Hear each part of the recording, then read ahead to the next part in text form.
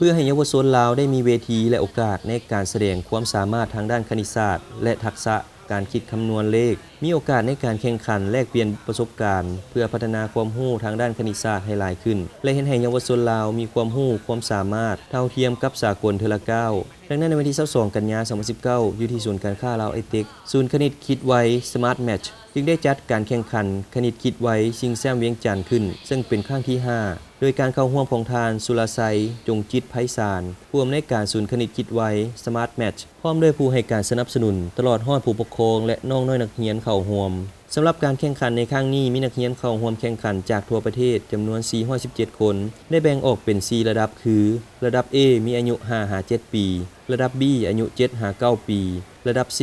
9-11 ปีและระดับ D อายุ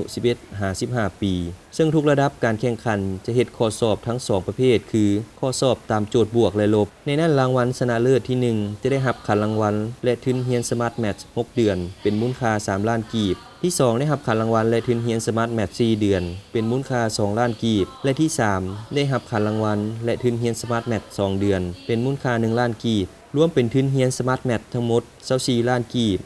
สำหรับหลักสูตรคณิตคิดไวสมาร์ทแมทเป็นคณิตศาสตร์ทางเลือกแนวใหม่แขนงหนึ่งที่เรียนโดยการสร้างภาพแห่งจินตนาการใส่โลกคิดในสมองในการคิดไล่เพื่อพัฒนาศักยภาพทางด้านสมองเป็นการปรับความสมดุลของสมองเบื้องซ้ายและเบื้องขวาซึ่งจะช่วยส่งเสริมให้ผู้เรียนมีสมาธิต่อเนื่องมีความเชื่อมั่นในตนเองทั้งมีระบบการคิดที่มีเหตุและผลรวมถึงการฝึกประสาทสัมผัสด้านการคิดด้านการเคลื่อนไหวและการรับฟังพร้อมทั้งส่งผลดีให้การเรียนดีขึ้นนะครับการแข่งขันวัตถุประสงค์ของเราก็คือ1เพื่อให้เด็กและเยาวชนของเรานะฮะอายุ5-15 ปีได้มีเวทีในการแสดงออกทักษะทางคณิตศาสตร์ได้มาแลกเปลี่ยนทักษะทางคณิตศาสตร์กันเพื่อเป็นประสบการณ์นะครับและเด็กๆก็จะมักคณิตศาสตร์เพิ่มเติมขึ้นไปและ2เราจัดขึ้นมาเพื่อให้เด็กๆเนี่ยมีเวทีได้ฝึกหาประสบการณ์ในการ work under pressure หรือการทำงานภายใต้แรงกดดันนะครับเพราะว่าทุกคนเวลาเข้าไปมีแรงกดดันขึ้นมาปุ๊บจะรู้สึกตื่นเต้นเมื่อรู้สึกตื่นเต้นแล้วเนี่ยก็จะเกิดอาการประหม่าสิ่งที่เตรียมมาก็จะทำได้ไม่ดีเท่าที่ควรนะครับถ้าเด็กเขาสามารถควบคุมตัวเองได้สมาธิเขาจะดีเขาจะสามารถทำได้ทุกสิ่งทุกอย่าง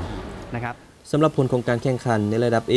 ชนะเลิศแม่นางจันสุดาวรรณราชได้144คะแนนจากคะแนนเต็ม150คะแนนระดับ B ชนะเลิศแม่นเท่ากิตติพลศรีไกรสอนได้142คะแนนระดับ C ชนะเลิศแม่นนางนันทพรประวงเวียงคำได้146คะแนนระดับ D ชนะเลิศแม่นเท่าณัฐชัยวงศ์ไสยาได้150คะแนน